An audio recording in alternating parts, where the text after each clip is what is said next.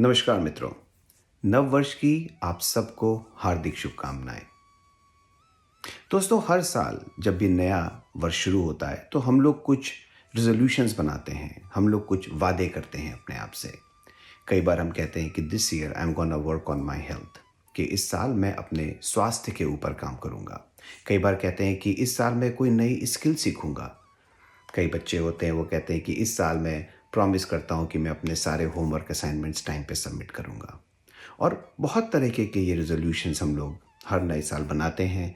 कुछ रेजोल्यूशंस हम पूरे कर पाते हैं, कुछ नहीं हो पाते। आज इस नए साल में मैं आप लोगों से रिक्वेस्ट करता हूँ कि एक और रेजोल्यूशन हम लोग अपनी लाइफ में ऐड करें, और वो है अहंकार का विलय, डाइल्यूशन ऑफ ईगो। दोस्तों, ये अहंकार, ईगो एक ऐसा राक्षस है जो कब हमारी मन और बुद्धि, हमारे इंटेलेक्ट के ऊपर आकर के बैठ जाता है हमको पता नहीं चलता। और जब जब ये राक्षस, ये नेगेटिविटी हमारे ऊपर हावी होती है, हम देखते हैं कि परिवारों में डिस्टेंस बढ़ने शुरू हो जाते हैं, पति पत्नी में वैमनस्य आ जाता है, पेरेंट्स और बच्चों में दूरियां बढ़ जाती हैं, भाई भाई से लड़ना शुरू कर देता है, मित्रों में तमाम तरीके की दूरियां बननी शुरू हो जाती हैं। क्योंकि इस ईगो और इस अहंकार का हमारी पर्सनालिटी में इफ़ेक्ट ये होता है कि हम ऐसा सोचने लगते हैं कि हम जो जानते हैं, हम जो मानते हैं, हम जो समझते हैं वही सही है, और जो सामने वाले का एंगल है, जो उसका देखने का नज़रिया है, वो गलत है। हम इतना ज़्यादा अपने ही अस्तित्व में, अपनी ही पर्सनालिटी को इतना ज़्यादा हम डोमिनेट कर लेते हैं कि हमारा विजन बहुत छोटा हो जाता है।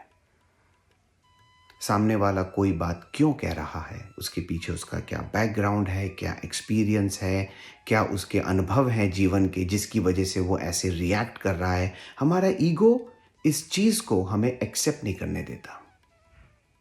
तो इस साल क्यों ना हम लोग एक छोटी सी एक्सरसाइज करें। जब कभी भी किसी से वैमनस्य हो, किसी से कुछ बातचीत ऊपर नीचे हो जाए, कुछ नेगेटिविटी डिस्कस करनी आपस में शुरू हो जाए, तो क्यों ना कुछ समय के लिए एकांत में जाएं और सोचें इस बात को कि अगर सामने वाले ने ऐसा कहा तो क्यों कहा होगा, क्या उसके पीछे का कारण है, क्यों उसने ऐसी अपशब्द हमसे कह दिया, क्यों उसने हमसे रिश्ता तोड़ लिया।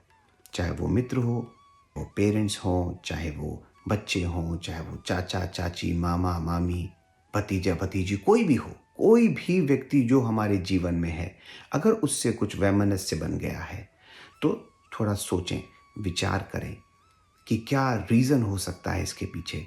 मैं ये नहीं कहता कि अहंकार के विलय का मतलब है कि आप सामने वाले के आगे एकदम नतमस्तक हो जाइए या अपने आप को सरेंडर कर दीजिए। नहीं, मैं ऐसी बात नहीं कह रहा हूँ।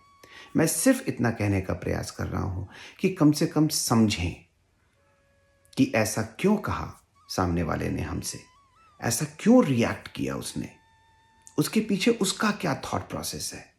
थोड़ा सा पॉज करें, माइंड को, अपने ईगो को साइड में करें और अपने आप को स्कोप दें इस बात का कि शायद मैं जो सोचता हूँ, मैं जो समझता हूँ, मैं जो जानता हूँ, उसमें कुछ कमी है।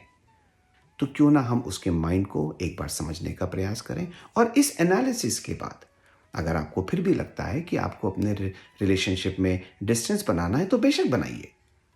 उसमें कोई ऐसी बात नहीं है, हम समाज में रहते हैं, हमको कुछ सामाजिक दायित्वों का निर्वाह करना पड़ता है, और उसके लिए अगर आपको किसी व्यक्ति से सामाजिक लेवल पे डिस्टेंस बनाने हैं तो बिल्कुल बनाइए, कोई प्रॉब्लम नहीं है। लेकिन कम से कम इस एक्सरसाइज से अपने ईगो को थोड़ा सा पॉज करके, थोड़ा सा डाइल्यूट करके, थोड़ा सा उसको साइड में रख करके हम एक चीज़ जो बहुत अच्छी गेन करेंगे वो है broader spectrum of looking at things. हमारा सोचने और समझने का जो दायरा है वो थोड़ा बड़ा होगा, इट विल वाइडन अप। और लाइक आई सेड, अगर उसके बाद भी आपको किसी से अपने संबंध अगर पॉज करने हैं, किसी से आपको अपने संबंधों में दूरियां बनानी है, आप बेशक करें, लेकिन आपका दायरा बड़ा होगा, आपके सोचने समझने की शक्ति बड़ी होगी। ध्यान की साधना एक ऐसी है जो बहुत हेल्प करती है अपने ईगो को डाइल्यूट करने में। जैसे जैसे हम ध्यान की साधना बढ़ाते हैं, हम देखते हैं कि हमारा ईगो जो है वो कम होता है। हम सामने वाले को बेहतर तरीके से समझ सकते हैं, उसके साथ कम्युनिकेट कर सकते हैं, अपने ईगो को साइड में रख के उसकी क्या मानसिकता है, उसने जो रिएक्शन दिया वो क्यों दिया, हम इस चीज़ को समझ सकते हैं।